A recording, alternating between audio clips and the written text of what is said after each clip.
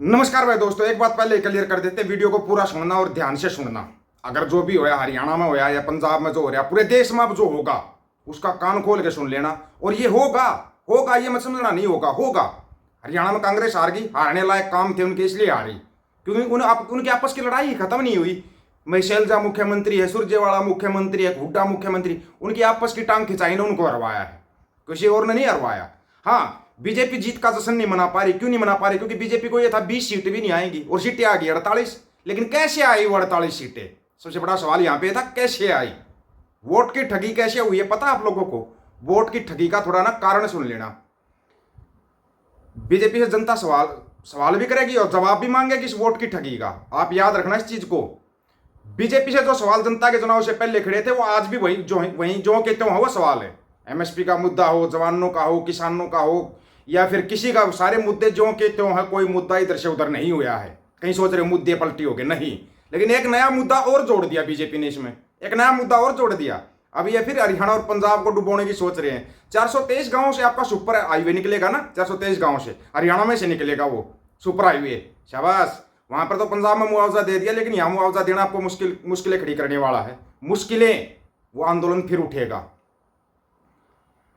क्या हालात होगी उस दलित वोटर की जो बात तो मनुवाद से लड़ने की करता है, लेकिन उसको चुनाव में दूसरी जाति का डर दिखाकर कथित मनुवादियों की ही वोट डलवा दिया गया।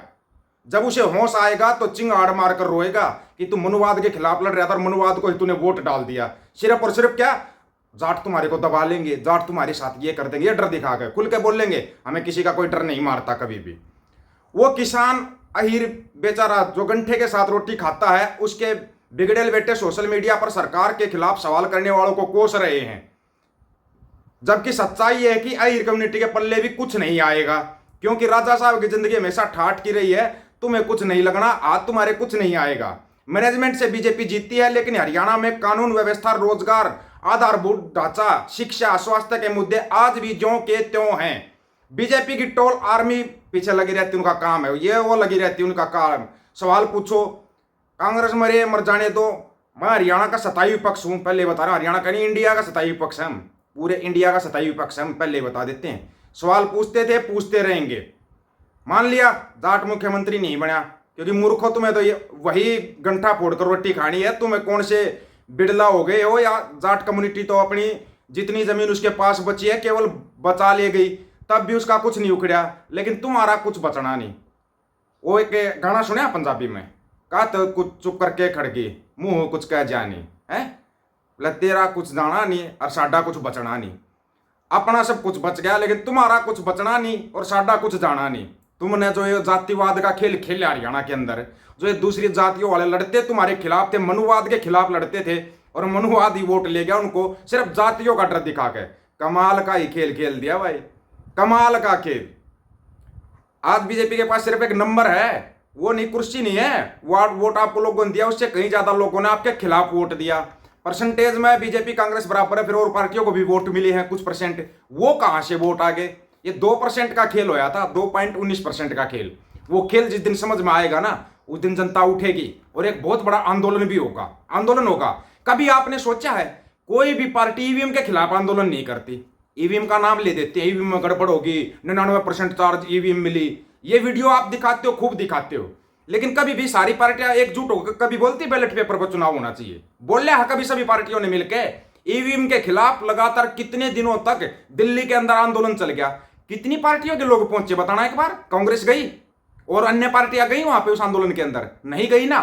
ये लोग अपना फायदा देखते हैं, इनका फायदा है सिर्फ आपका दिमाग हैक कर देना है। अब कांग्रेस भी ईवीएम पर सवाल उठाती रहेगी, अब मूर्ख लोग लगे रहेंगे ईवीएम ईवीएम। करो ना कांग्रेस, शुरुआत करो भाई, ईवीएम बैन होनी चाहिए। राहुल गांधी पैदल यात्रा करता है ना पूरे देश के अंदर, राहुल गांधी को ईवीएम के खिलाफ यात्रा करनी चाहिए। ईवीएम के खिलाफ यात्रा कर पूरा देश साथ खड़ा होगा, पूरा एक साथ देश खड़ा हो जाएगा। बैलेट पेपर में चुनाव करवा के देखो, सबका दूध का दूध और पानी का पानी हो जाएगा। नहीं कर सकेंगे गड़बड़, हो ही नहीं पाएगी गड़बड़ी, मतलब ही नहीं है। जिस देश ने ईवीएम बनाई वो तो ईवीएम पर चुनाव नहीं करवा रहा, और यहां पर हमारे वाले विश्वगुरु प्रधानमंत्री झूठों के सरदार बोलते हैं मूर्ख लोग हैं जो ईवीएम पर चुनाव नहीं करवा रहे। मतलब वो मूर्ख है, फिर उनको मजदूर सप्लाई कर रहा है, फिर खुद ही उनको मजदूर सप्लाई करता है, और उनके सामने फिर गिड़गिड़ाना भी शुरू कर देती हो। गिड़गिड़ाना कमाल की बात नहीं है? कभी सोचा किसी ने आराम से बैठ के कभी सोचा है? सुपर हाईवे बनेगा, हरियाणा से निकले, दिल्ली से होता हरियाणा से निकला, 423 गांव चपेट में आएंगे। चपेट में किस लिए बोल रहे हैं? जो उपजाऊ जमीन होगी ना वो चपेट में आएगी, वो आएगी चपेट में, देख लेना। हाईवे तो पहले भी बनते आए थे, लेकिन हाईवे को नक्शा बना के इस हिसाब से निकाला जाता था ताकि वो जो खेती वाली जमीन होती ना उसके साइड से निकल जाए। लेकिन इनका हाईवे ना वहां से निकलेगा जहां से आपकी जमीन खेती वाली है। पहले हाईवे बंजर जमीनों से निकाले जाते थे, लेकिन आजकल हाईवे ना जहां तुम खेती वाली जमीन उसमें से निकाले जाते हैं। पता है तुम्हारे को? नहीं पता होगा। उठेगा आंदोलन, बता रहे हैं उठेगा आंदोलन, लेकिन उठाना पड़ेगा, पहल करनी पड़ेगी। अब सबके मन में एक सवाल है, पहल कौन करेगा? क्योंकि डर लोगों को पता है क्या है, आंदोलन में तो चले जाएंगे, लेकिन ये नेता बिक जाएंगे, इनका क्या करेंगे? ये नेता जो बिक रहे हैं इनका क्या करें, है ना सबसे बड़ा सवाल। सबके मन में है ये सवाल, कोई मना नहीं कर सकता, तकरीबन सबके मन में है। मोटा मोटा विश्लेषण ये है, बीजेपी जीत के सदमे में है, हरियाणा के अंदर सदमे में है, बीच के में जीत के सदमे में, कांग्रेस हार के सदमे में है। समझ में किसी को नहीं आ रहा, दोनों सदमे में बैठे हैं। कमाल का देखा पहली बार सदमा। और एक तीर से इतने शिकार कर गई बीजेपी, एक तीर से अच्छे शिकार कर गई, जाटों का भी शिकार कर गई, अहीरों का भी शिकार कर गई, एससी बीसी का भी शिकार कर गई। और लास्ट में बोले ठीक है तुम्हारे को 2023 तक 5 केजी अनाज मिलता रहेगा। ले लिया रोजगार, बजाओ घंटा, घंटा बजाओ। अब तुम उसके लायक थे, तुम उसी के लायक थे। तुम्हारे पास एक ही तो ताकत थी, वोट की ताकत, वो तुमने गवा दी अपनी, वो गवा दी। अब चिल्लाते रहना 5 साल तक, 5 साल तक चिल्लाते रहना। हाँ भाई, राहुल गांधी पहल करेगा, ईवीएम के खिलाफ यात्रा निकालेगा, निकाल पूरे देश में, पूरा देश साथ देगा। क्या निकाल पाएगा राहुल गांधी? बोलो ना पूरी कांग्रेस पार्टी, तुम आपके पास हजारों लाखों कार्यकर्ता है ना, बोलो ईवीएम बैन तो बैन, आओ ना सड़कों के ऊपर आओ। क्या हर बार किसान ही सड़कों के ऊपर आता रहेगा? क्यों ये पार्टियां क्यों नहीं आ रही सड़कों के ऊपर? क्यों नहीं आ रही? कभी सोचा है? क्योंकि इनको चिल्लाने के लिए तुम्हारे जैसे फ्री के मजदूर मिल जाते हैं, फ्री के मजदूर जो मेरा नेता फलाना, मेरा नेता ढिमकाना, मेरा राहुल गांधी, मेरा मोदी, मेरा फलाना, मेरा ढिमकाना, फिर चिल्लाते रहो मेरे भाई। ना दबाव प्रेशर बनाओ ना, राहुल गांधी यात्रा निकालो भाई ईवीएम के खिलाफ। ईवीएम पे इल्जाम लगा रहा है, ईवीएम पर चुनाव नहीं होगा, बैलेट पेपर पर चुनाव होगा।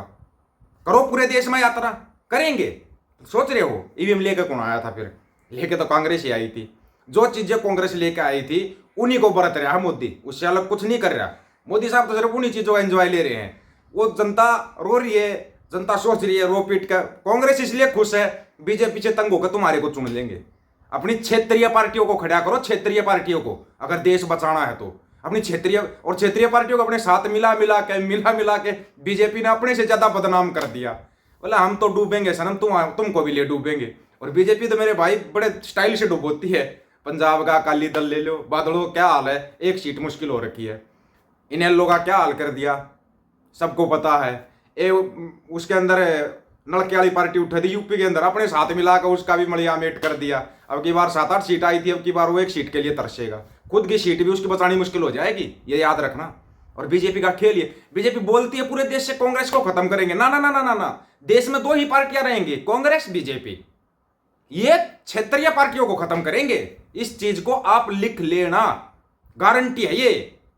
और कुछ नहीं तो क्षेत्रीय पार्टियों को यह आंदोलन कर देना चाहिए, ईवीएम बैन तो बैन करके दिखाओ ना। करेंगे? आप लोगों की क्या राय है इसके बारे में? क्या ये ईवीएम के खिलाफ कोई बड़ा आंदोलन करेंगे? हमारे को तो नहीं लगता। आप अपनी राय का इंतजार रहेगा। सभी साथियों को राम राम, नमस्कार, आदाब, सत श्री अकाल। वीडियो को ज्यादा से ज्यादा शेयर, चैनल को सब्सक्राइब और बेल आइकन को जरूर दबाना दोस्तों।